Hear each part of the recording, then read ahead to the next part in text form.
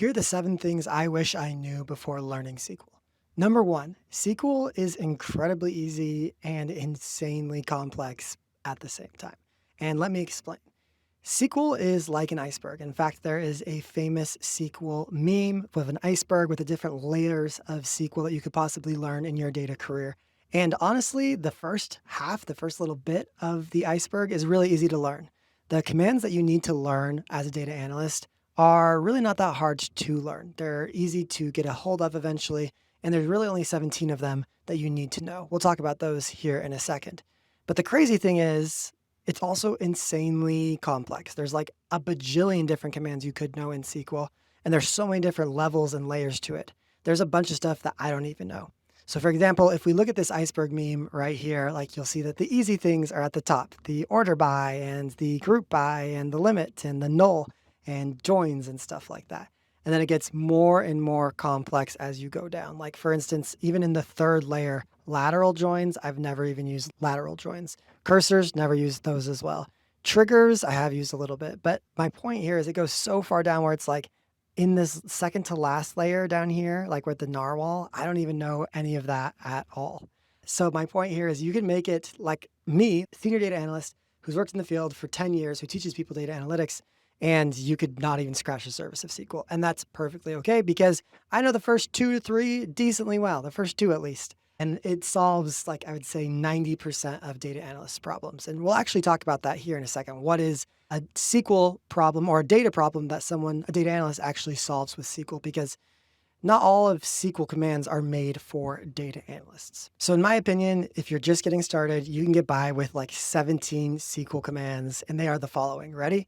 Number 1, select. Number 2, from. Number 3, where. Number 4, group by.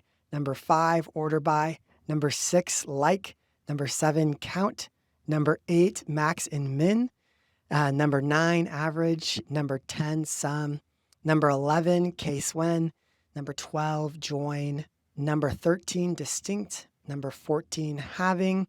Number 15, with. Number 16, partition by. And number 17, concat. Now, there's some other ones you possibly could use as well, like union is another one that probably is used pretty often. Maybe you could argue like some sort of rank would be useful, or some sort of like date function or something like that. But my point here is there's really not that much to get started with. Like if you can get those 17 things down, you can land a data job 100%. And I honestly think you can learn those 17 things in like 3 weeks, if I'm being honest. And that's how fast I teach them inside of my boot camp. You know, I run Data Analytics Accelerator. It's a boot camp. We teach SQL and we do it in 2 weeks, the SQL portion. And I think that's good enough to land your first data job, if I'm being honest. Now, that's about 30 hours of work probably, but I literally think if you spend 30 hours on this, you can learn it pretty easily. By the way, if you found this list helpful, I send out a weekly newsletter with tips just like this, and you can join 30,000 other aspiring data analysts to get these weekly tips in your email at datacareerjumpstart.com/newsletter, or there is a link in the show notes down below. But sign up because I send awesome stuff like this every single week. That actually brings me to my second point, which is that you don't have to have all your SQL syntax memorized. It's basically impossible. Like I showed you, there are so many different commands that you could be learning, so many different commands that you could be using. And you might be using Excel, you might be using Tableau, you might be using Power BI, you might be using Python, all on top of SQL as well.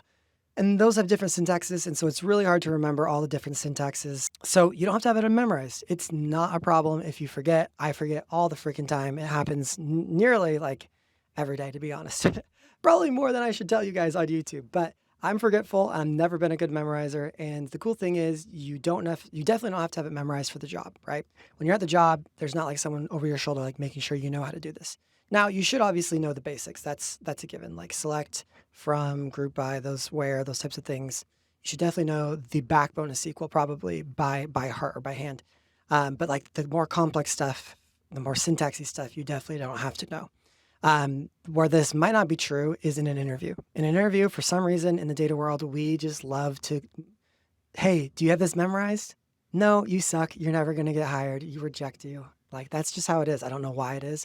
I hate interviews like that, but there are some SQL interviews that do kind of treat you that way. I think it's basically like, if you don't know that, you don't know enough to do the job. But I don't agree with that interview process, but that's just how it is. So just telling you that to be prepared. Especially in today with like a lot of these editors that will actually like kind of fill in the syntax for you or suggest syntax for you.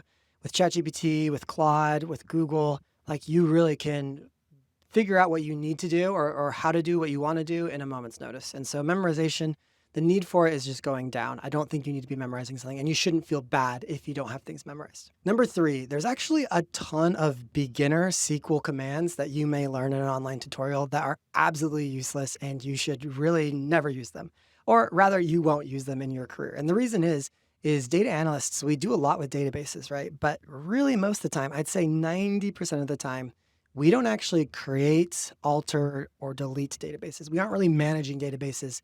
We're querying databases, which querying is a funny word. It basically means you're asking questions to the data. That's your job as a data analyst, is to query the data in the database.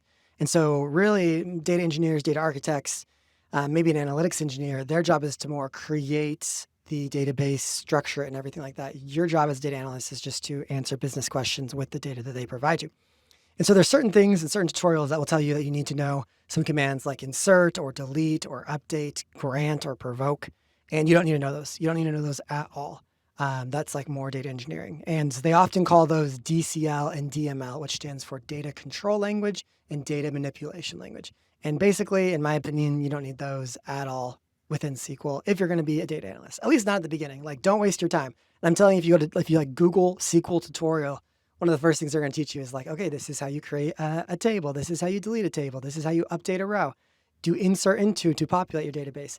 And those are good things to know. I'm not saying like that's a bad thing to know. I'm just saying if you're in a crunch for time, which we all are today, and if you're a career pivoter, you don't have unlimited time. So you have to figure out what to spend your time on. And I'm telling you, I wish I wouldn't have spent time on this. Fourth thing I wish I knew when I was starting SQL is that you actually don't even really have to know SQL. Now, SQL is really in demand. Like, it is the most in-demand data tool out there across all the different data disciplines. That being said, is like everything that you can do in SQL, you can kind of get away with in some other data software. So for example, a group by in SQL is really just a pivot table in Excel, and you can do the exact same manipulation inside of Pandas as well with a group by function there. You can join Excel tables, you can join Google Sheets. Tableau and Power BI both have a bunch of no-code data manipulation tools built into their software so that you can actually do like a bunch of data manipulation that you could do in SQL inside of their softwares without having to write SQL code. I really think you should learn SQL. I think it's worth your time. But that being said, just know that you can do everything that you can do in SQL in a different software. So if you're an Excel master, you can probably figure out how to do whatever you need to do to the data that you would do in SQL inside of Excel. You don't have to learn every single data tool. And if you try, you're going to be like 100 years old before you actually ever feel ready to apply to any job. My point here is just don't feel that bad if you don't know SQL, but you should probably learn it anyways. Tip number 5 is that you need to have an IDE, and an IDE stands for Integrated Development Environment. And what does that stand for? Well, when I was first like breaking into data, I knew software. I knew Excel, for example. And when you download Excel, you hit download Excel, and then you can, click on Excel, and it opens up Excel, and then you can analyze data inside of Excel. Well, SQL is a little bit more complicated than that. First off, there's not just like one software that's called SQL, and you hit download on SQL. There's a bunch of different flavors and different like sub-languages of SQL. The more popular ones are MySQL, SQLite, Microsoft SQL Server. Snowflake's becoming more popular. But my point in telling you this, if you were to download, for instance, MySQL, you wouldn't be able to just like double click it and it would open up and you could analyze data in SQL. You need what's called an IDE, or often in SQL, it's called a workbench.